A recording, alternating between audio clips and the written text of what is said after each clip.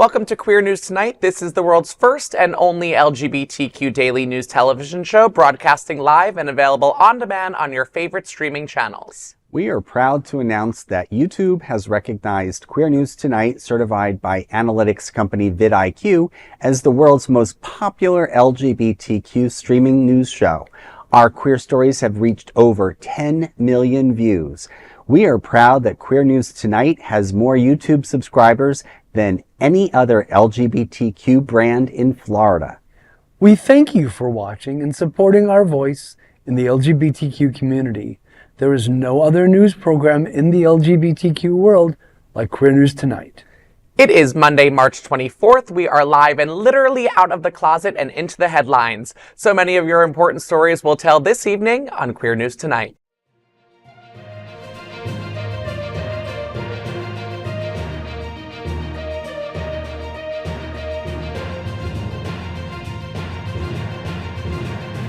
You're watching Queer News Tonight, the world's first daily LGBTQ evening news show.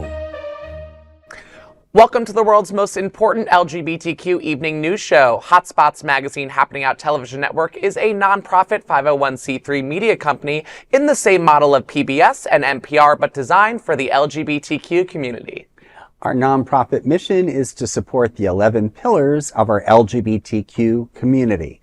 We want to inform and educate the key issues of lesbian, trans, Latino, Black, healthcare, seniors, students, faith, social justice, business, and queer culture. Help us support our diverse community. We are part of one of the largest LGBTQ nonprofit media companies in America, Hotspots Magazine and Happening Out Television Network. In 2025, our magazine is celebrating 40 years of the LGBTQ experience, and Queer News Tonight is celebrating our 5th anniversary with more than 10,000 LGBTQ television stories. We will produce the 25th anniversary of our Stonewall Pride Parade and Festival on June 14th. We present Pride Fete in August and Pride Fort Lauderdale in February. Our magazine, events, television news, talk, and entertainment shows support our mission to educate the LGBTQ and broader community. In 2025, more than 100 community leader anchors will host this show to support the LGBTQ community. Let's meet today's anchors at Queer News Tonight. Let's welcome anchor Larry Farver. Larry has over 20 years of experience in human resources, acting, film, radio, TV, live events, parade float design, production, and casting. He is also a board member of the West Side Association. Larry, always great to see you. Thank Manny you. Simone will perform at Beachcomber Resort on March 29th. Tell me what's happening. Sure, Eric. Renowned singer and pianist Manny Simone will take the stage at the Beachcomber Resort and Club on Saturday, March 29th from 8 p.m. to 11 p.m. A Brooklyn native with degrees in both music and theater, Manny is known for his versatile performances spanning 6 decades of popular hits from Frank Sinatra to Miley Cyrus. Beyond his musical talents, Manny has also made an impact on film, starring in the independent feature Frag, in which I had an opportunity to work alongside Manny. With a night of great music and a stunning beachfront setting, guests can expect an unforgettable experience. For more details, visit deepoceanfront.com. And that's up in Pompano. So I really encourage people to see him. I had seen him working with him on Frag. He's an amazing actor, but he's also an amazing singer with a lot of versatility in terms of his repertoire. Yes. Anyone with 6 decades spanning from Frank Sinatra to Miley Cyrus in the same sentence has got my ticket. You know? Yeah. I want him to come down to the Drive. Absolutely. Yeah, I checked out his videos on YouTube, and this handsome man can sing. Yeah. I hope he packs the house at Beachcomber. And then hopefully if he does pack the house, he'll come on down to Wilton. Maybe the Parker's looking, you never know. That is a big LGBTQ story for today. There is no other queer nonprofit media platform like this in the entire world. Support our LGBTQ stories by subscribing and sharing. And Queer News Tonight looks forward to seeing you at Beachcomber Resort on March 29th for Manny Simone's show.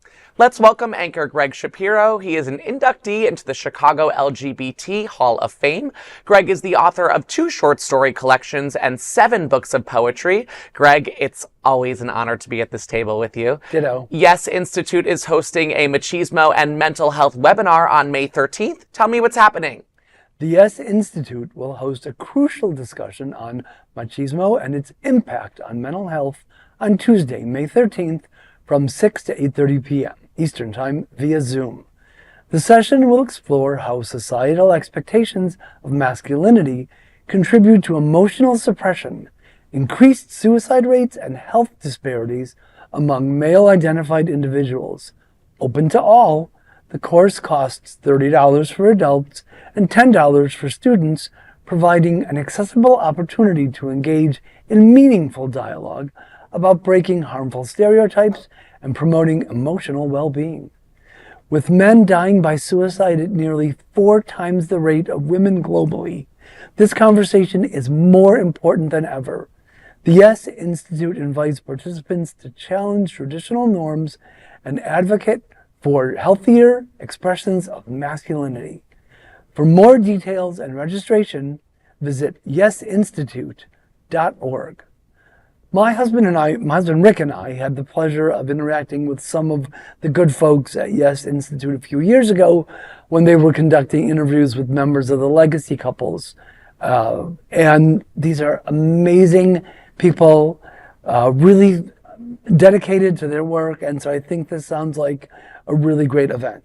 You know, this sounds like a conversation that is a harder conversation to have. And anytime it sparks this kind of level of exposing to others and inviting students especially, I think it's extremely important that the conversation is happening. And just because it's a tough conversation doesn't mean it's one that we shouldn't be having. Absolutely. People of all ages. Yeah, and I think, some things, I try to monitor what the right is doing. It's not something we like to do. God bless you. Yes, I know. It's like taking castor oil or something. But I feel I need to do it to be able to speak to what is out there and not hide my head in the sand. But one of the things I keep on hearing on some more conservative local radio stations or Florida radio stations is this whole conversation about, men in general. Especially in the heterosexual community, but I guess across the board, losing their T or their testosterone, and that, this whole dialogue that's coming out. And then that puts pressure on people wanting to come out, what the norms are. People start questioning themselves. Many of us are comfortable with who we are. I was just going to say that we should be able to set the bar and the boundaries for our own norms and not need to listen to whatever once was back in the Stone Age of expectations. Right, because the right's answer to this is toxic masculinity. Yes. That's right. And there's a reason the word toxic is in there. Yes. That's right. Absolutely. That is a big LGBTQ story for today. There is no other queer nonprofit media platform like this in the entire world. Support our LGBTQ stories by subscribing and sharing. And Queer News Tonight looks forward to seeing you at Machismo and Mental Health webinar on May 13th. And of course, let's welcome tonight's lead anchor, Eric Restivo. Eric is well known for DJing at some of the largest clubs in West Hollywood, and has had residencies in LA, P-Town, New York City, and now Wilton Manors. Eric, Broadway and Beyond Brunch hits Pub on the Drive on March 30th. Tell me what's happening. Listen, Larry, I've been called Erica before, and I am totally okay with it. Okay. So, Pub on the Drive is set to bring a spectacular afternoon of music and entertainment with its Broadway and Beyond Brunch on March 30th at 2 p.m. This event features myself and powerhouse performer Jennifer McLean, who has been around Wilton Drive forever. We will take the stage with some show-stopping Broadway hits and more. Guests can enjoy a lively atmosphere with delicious brunch offerings paired with very inexpensive $4.25 mimosas and Bloody Marys, available until 4 p.m. The pub is located in the heart of Wilton Manors and promises an afternoon of fabulous performances and unbeatable drink specials. For more details, you can visit their Facebook page or thepubwm.com. So listen, this is after a bit of a sold-out run of my one-man show, Broadway Baby, which I brought to a few different venues in Wilton Manors. And when there was an opening for a brunch show, I said, I've never done this before, but I love a day drink more than I love a night drink. And they said, why don't you enlist in a partnership? And the first person I thought of was Jennifer McLean. She's such an incredible ally to this community. Absolutely. And she has weekly residencies at Aquaplex and George's Alibi, and any time I have been in the room, it's been packed, and it's just been love, community, and laughter. So we need more of that, especially in this political climate. So let me know if you two want to come. I'll put some very important people tables aside for both of you. It's going to be a really fun afternoon. Yeah, she's amazing. I'm constantly amazed at how much talent we have in our local community. You and Jennifer and so many others. And who doesn't love divas singing show too? Right. I think I just got called a diva, which I'm taking to the bank, by the way. and she's multi-talented. I just attended a taping of Peter Basuito's yes. Naked Guys Crocheting. Yes. And she sang, and she did a number. She sang Tammy Wynette, and she knocked it out of the park. Absolutely. Well, that's the beyond, the Yes. Broadway and beyond. There you She's go. covering all the beyond. Yes. I went up to her afterwards, and I said, oh, wow, this is something new. I love it. And she's like, I've been doing it forever. That's right. That's right. Well, that is a big LGBTQ story for today, and there's no other queer nonprofit media platform like this in the entire world. Support our LGBTQ stories by subscribing and sharing, and Queer News Tonight looks forward to seeing you at Broadway and Beyond Brunch at the Pub on the Drive on March 30th. Now, let's dive deep into this big LGBTQ story for today. I'm Eric Restivo, and let's queer up trans rights. Elon Musk attacks trans people after his daughter calls him a pathetic man-child.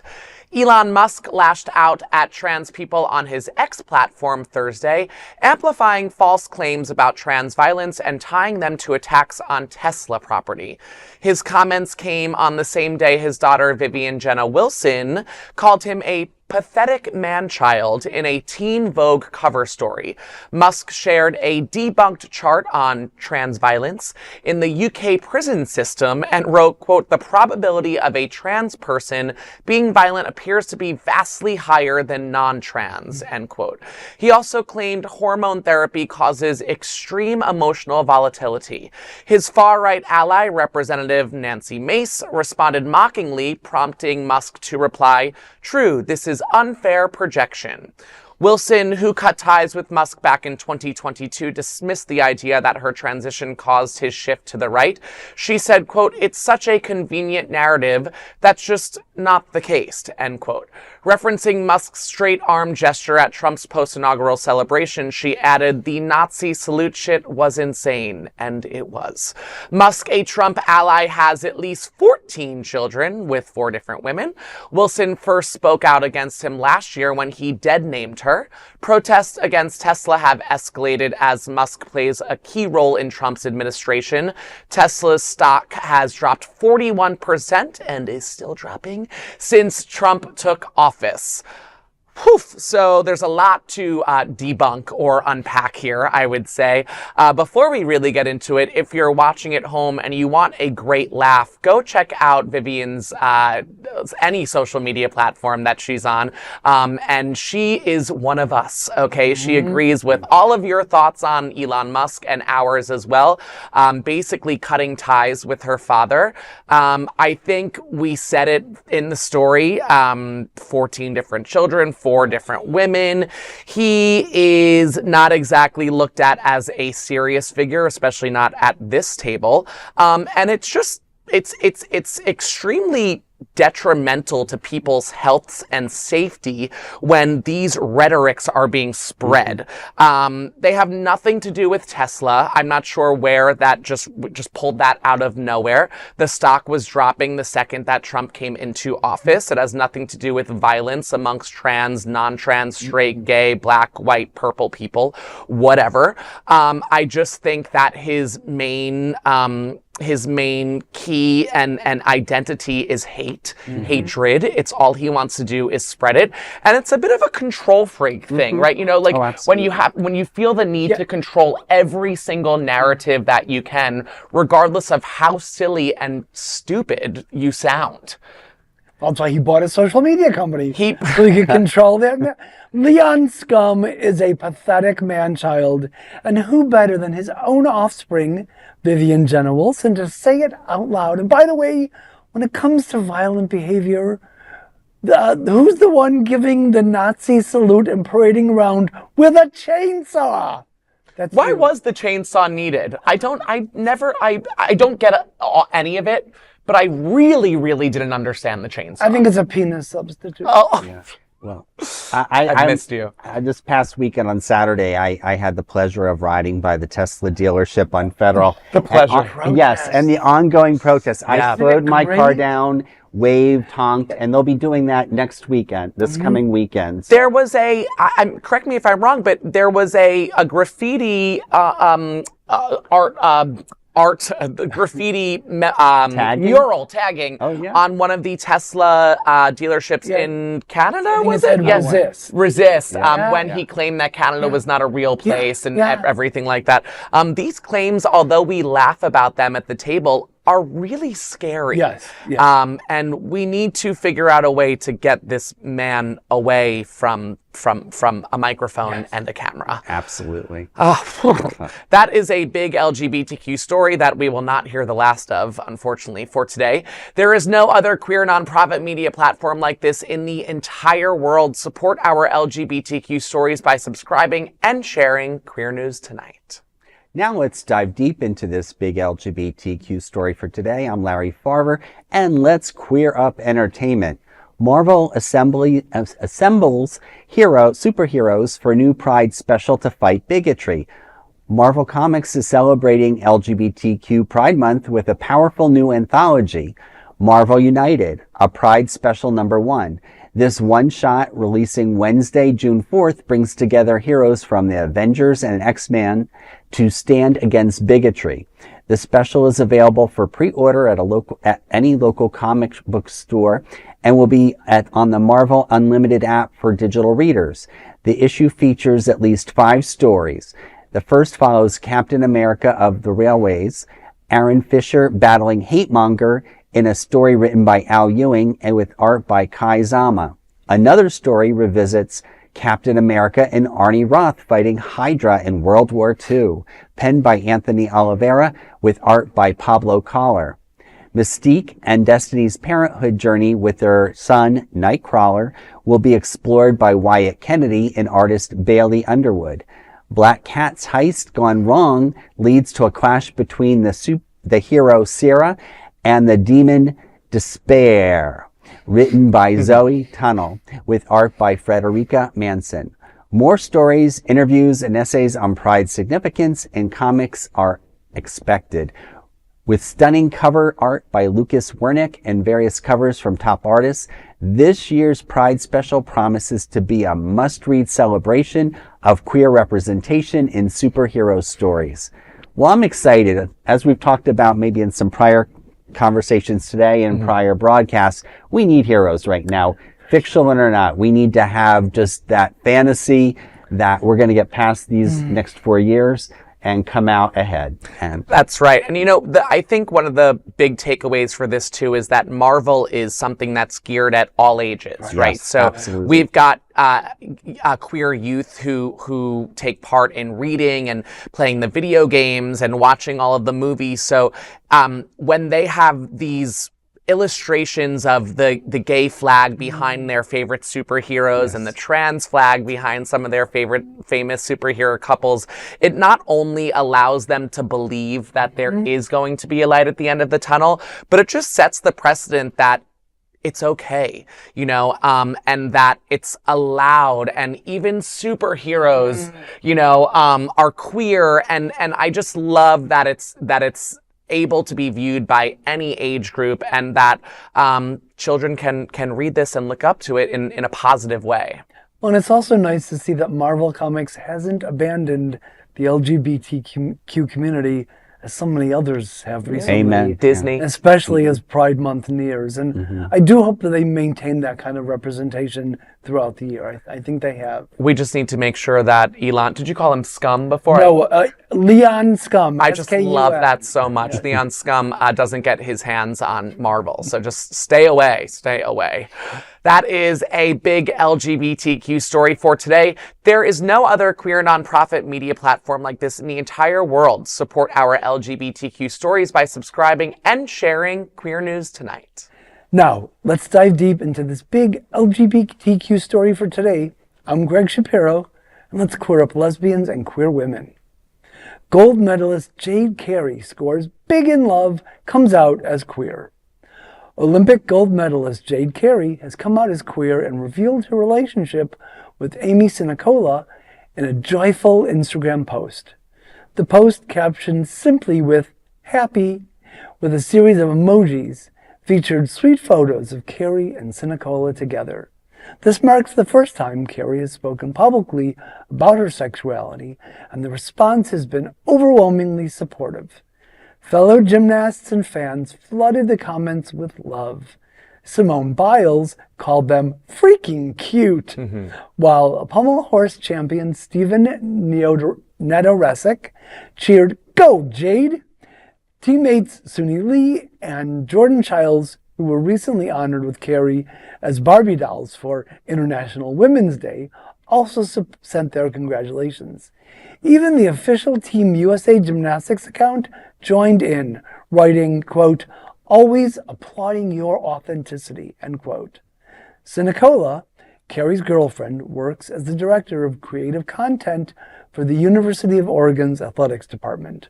Interestingly, Carey competes for Oregon State, making their relationship a charming cross-school romance. Carey, a two-time Olympian, won gold for floor exercise in 2020, bronze for vault in 2024, and helped Team USA secure gold in Paris. While details of her relationship remain private, her coming out is a powerful moment of queer representation in sports. I love a love story, and this one gives me all the feels. I hope Jade and Amy have a long and happy life together. As we say here at Queer News Tonight, representation matters, and that goes doubly for queer representation in sports. Absolutely, and I feel like we've sort of been seeing some more athletes coming out of the woodwork and really showing their true selves and not being afraid to announce their love and their sexuality. Not that anyone needs to in this world. We should get to a place where we don't have to come out. We should just be, you know? And I also think it's really important to note that her lover is in charge of the content creation for the university. We need more queer people who are controlling the content that everyone else is seeing before maybe they apply to a school, just showing the inclusivity, because without the inclusivity, we're just going back. We're not taking steps forward, right? So we often talk about that here, small wins, and this is a major, major win for us, and especially the USA Gymnastics team coming out, Simone Biles. You can just tell that everyone is really happy for them. Yeah, and the fact that the webpage celebrated that says a lot, volumes. It really does. This is a big LGBTQ story for today. There is no other queer nonprofit media platform like this in the entire world. Support our LGBTQ stories by subscribing and sharing Queer News Tonight. Now let's dive deep into this big LGBTQ story for today. I'm Eric Restivo, and let's queer up entertainment. Queer Kadiff Kirwan joins Doctor Who's star-studded cast in Season 2. Kadiff Kirwan, known for his roles in Black Mirror and Slow Horses, is set to join the cast of Doctor Who for its second season, starring alongside queer icon Ncuti Gatwa and Varada Sethu. Kirwan will appear in an exciting intergalactic escapade episode, which is set to air on April 12th on BBC and Disney+. In a statement, Kirwan expressed his excitement saying, quote, "I feel elated to be joining the rich legacy of actors who have guest starred starred in Doctor Who. It's packed with gravity-defying mastery beyond imagination, and being a part of it is an absolute dream. Strapped in Whovians, this one is gonna rock your world. The episode, written by This Book Is Gay author Juno Dawson, is said to be one of the most ambitious and expensive in Doctor Who history. Kirwan, whose career spans roles in Chewing Gum, I May Destroy You, and My Policeman, has long been open about his coming out journey. Doctor Who Season 2 premieres on April 12th at 8 a.m. GMT on BBC iPlayer and will stream on Disney Plus for international audiences. So I have a confession. I have never seen Doctor Who. Same here. But I will say, after reading this story, I am now going to go home, find out however I can stream it, and throw it on. Is this the same, and our line producer who's in the room can just scream yes or no if I'm correct, is this the same Doctor Who that Jinx Monsoon had a role on? Yes, it is. So Jinx Monsoon from RuPaul's Drag Race was, I want to say, some sort of time-traveling villain from the last season. I'm not sure if they are coming back for this second season, but that alone and more queer representation in the show. We were just talking about more representation in sports, so more representation on our television films. I am ready. I'm grabbing my popcorn. Let's go. I've never seen it either, and this story's Thank gosh. almost enough to get me to burst my Doctor Who cherry. Right. There you go. I'm on board as well. So. That is a big LGBTQ story for today. There is no other queer nonprofit media platform like this in the entire world. Support our LGBTQ stories by subscribing and sharing Queer News Tonight. Now let's dive deep into this big LGBTQ story for today. I'm Larry Farver, and let's queer up the worldview. Kenyan transgender rights hang in the balance over a significant birth certificate case. Transgender Kenyans' fight for birth certificates that align with their gender identity is now at a critical juncture. Despite several legal victories, Attorney General Dorcas Adwoa is challenging a case filed by 3 trans individuals asking the High Court to dismiss their petition. Adwoa argues that people are born either, quote, a boy or a girl, end quote. The current laws do not permit changing one's sex in adulthood. In her written submission to Justice Bahati Mamawe, Adwoa contends that gender identity and birth certificates are based on physical appearance, excluding intersex people. The 3 plaintiffs, Audrey Maboa, Maureen Mawaya, and Arnis Thea, argue that discrepancies in their birth certificates, ID cards, and passports have hindered their access to opportunities and rights. They assert that gender identity is not determined solely by physical appearance, but involves a complex interplay of chromosomes, gonads, hormones in the brain. Mabua, a leading trans activist, has been fighting for transgender rights for over a decade. Her landmark legal victories include a 2014 ruling that required the Kenya National Examinations Council to change her academic certificates to reflect her gender identity. Advocacy groups like AMCA Africa Justice and the Kenya Human Rights Commission have joined the case, supporting the plaintiff's fight for the right to live authentically. Well, that's a lot to digest. And pronounce. Absolutely. And, if anyone watching this, if I mispronounced any names there, I tried beforehand to listen to them phonetically. So I did try. You did. But the story is really powerful. It reminds me, too, I recently had conversations. I'm trying to educate some people who have not been exposed to the trans community as many of us have. And, sometimes I get these questions. I'm like, does it really matter? People saying, well, is your friend, do they still have their male genitalia, things like that? And I'm like, does it matter? It's none of your business. And I said that. I said, right. I don't. That's not the question. And I said, I don't have those conversations necessarily with my friends as well. Right. So, but you look at the whole thing about chromosomes and intersex, and I think in our country that's being chipped away and lost. That, whether it's a state of mind and identity or there's actual physical, biological components that go behind everything. We all need to support internationally. That's where we're going to gain our strength and momentum to continue through our next 4 years. but also support our allies in other countries. Right. I find it extremely ironic that she is saying that, birth certificates are based on physical appearance when she looks like a boy.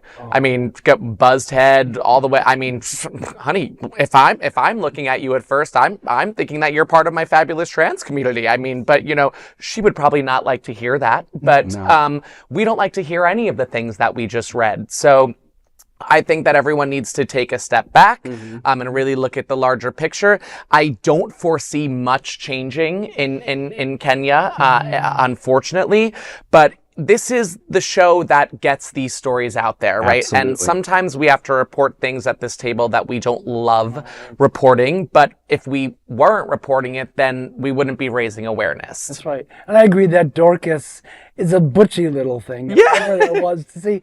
And you can see in that picture, and there are other pictures online, she's just clutching that Bible, and she's just going to is that what that was? She's going to hit you in the head with it. Well, and maybe she's protesting too much. I completely agree. And I'm sure that she has more. That has more to do with her argument about this, clutching that very heavy book, than actual science. And, I think too, if a message gets out there and it sparks one person to take action, whether it's That's right. here in our country, in Florida, or in Africa, we've done something great today. And unfortunately, the parallels between here in South Florida and Kenya are not very far off. So this is a story that we'll continue to watch and bring some more updates. That is a big LGBTQ story for today. There is no other queer nonprofit media platform like this in the entire world. Support our LGBTQ stories by subscribing and sharing Queer News Tonight. Now, let's dive deep into this big LGBTQ story for today. I'm Gregg Shapiro, and let's queer up the worldview. Nagoya Court declares Japan's ban on same-sex marriage unconstitutional. Japan's Nagoya High Court has ruled that the lack of legal recognition of same-sex marriages violates the country's constitution, marking a significant victory for LGBTQ rights in Japan. The plaintiffs, who challenged the Civil Code and Family Registration Act, argued that the laws violate constitutional guarantees of equality and individual dignity. The plaintiffs cited Articles 14 and 24 of Japan's Constitution, which protect equality under the law and ensure marriage laws uphold the fundamental equality of the sexes. They sought damages of 1 million yen for the government's failure to pass necessary legislation allowing same-sex marriages. The court noted that same-sex relationships have existed long before legal marriage, emphasizing that recognizing such relationships is crucial for personal dignity and equality. It also highlighted the social and financial disadvantages same-sex couples face, from housing restrictions to difficulties in accessing family-related services. Takaharu Kato, director of Marriage for All Japan, which supports the lawsuits, expressed optimism but also frustration. Kato said, quote, "It's not enough for the courts to rule in this way. We need the Diet to legalize marriage equality." Despite mounting public support, with more than 70% of Japanese people now backing marriage equality, Prime Minister Fumio Kishida's government has not yet acted, citing resistance from traditional factions. Those traditional factions in Japan make me think about some folks here in the U.S. and in some other countries too. And really, they need to get with the program. As it says in the story, quote, "Same-sex relationships have existed long before legal marriage," emphasizing that recognizing such relationships is crucial for personal dignity and equality, end quote. We are drawing a ton of parallels today with these stories from where we're speaking about reporting from to here. But I was just, even as you were reading, looking at those photos of so many people parading and the signs and the rainbow flags. And I just think it's such a major win for Japan that they're heading in this, hopefully heading in this direction. Yes. I hope that, in the coming months or weeks, we get another update with what the next step is here. But it's really, really lovely. As someone who I'm not so educated on what happens there, so it's nice to see that there are so many allies who are fine. And again, we existed before, it was passed. So it's a really, really important point. One that we don't really think about much, because it was such a large win when it happened, that we almost just, I can say single-handedly just kind of pretended that it was not a thing before it was a thing. So it's a major milestone, a small one in the scheme of things, but a major milestone for Japan, like you were saying, Gregg. Let's be optimistic. 70% in support is outstanding. Right. And, whether the conservative parties just have to die out and, the other supporting parties come to the surface and move forward, that's what we hope for. And I think that with the support of all of our allies, I really think that that is what propels us to more success when it comes to this, especially this topic. I think that in Japan, the more straight humans and straight identifying humans who can help make this just the norm is what's going to help us. Sure. Absolutely. That is a big LGBTQ story for today. There is no other queer nonprofit media platform like this in the entire world. Support our LGBTQ stories by subscribing and sharing Queer News Tonight. Now let's dive deep into this big LGBTQ story for today. I'm Eric Restivo, and let's queer up travel. Visit Lauderdale invites you to celebrate International Whiskey Day on March 27th. Whiskey lovers, mark your calendars, honey. On Thursday, March 27th, Sistrunk Marketplace and Brewery will host a special International Whiskey Day celebration, blending fine whiskey tasting with hands-on cooking. Organized by the fabulous Visit Lauderdale Food and Wine Festival, this event promises an evening of bold flavors, expert guidance, and whiskey-infused culinary delights.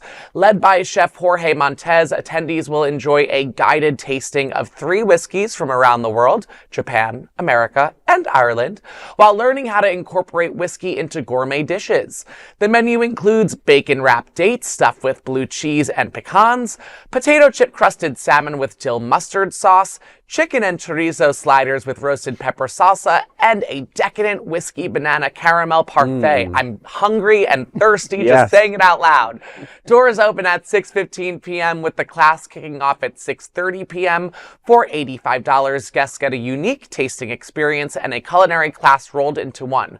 Whether you're looking for the perfect whiskey to pair with a cigar at one of Wilton Manor cigar socials, or just love experimenting in the kitchen, this event is set to be a flavorful celebration of the spirit's global influence. For more details, visit vlfoodwine.com. I was just saying, I'm not a major whiskey connoisseur, but listen, bacon wrapped dates with blue cheese, because I'm there.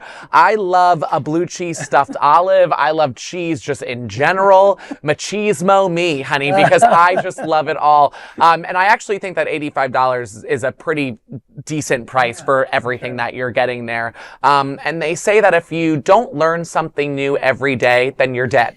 So, hey, learned a little bit about whiskey today. Always try something new. Always try something new, right? Yeah. Right. And I love food festivals. Oh my yes. And it's so great to see them using that Sistrunk Marketplace site. Yeah.